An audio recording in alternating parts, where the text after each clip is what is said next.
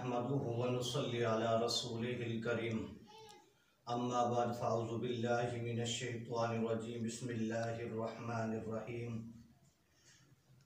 मेरे सामीन मुअज़्ज़ज़ और मोहतरम, मेरे फॉलोअर, मैं तमाम अपने अहबाब, अपने सामीन से सैलाब ज़दगान की पुकार सुनाने आया हूँ कि जो सैलाब ज़दा हैं उनकी एक फ़रियाद, उनकी एक पुकार आप तक पहुँचाने की कोशिश कर रहा हूँ कि वो सैलाब ज़दगान जिनके पास रहने की जगह नहीं है, वो सैलाब ज़दगान जिनके पास खाने के लिए कुछ नहीं है, वो लोग कहते हैं ए नबी के चाहने वाले, नबी से मोहब्बत का दावा करने वालों, हम भी मुसलमान हैं जो हमारे पास खाने के लिए कुछ नहीं है, हमारे रैश के लिए यहाँ जगह नहीं है, तो इसलिए नबी से मोहब्बत करने वालों, हमसे अगर मोहब्बत का दावा करते हो तो फिर हमारी मदद करो, हमारे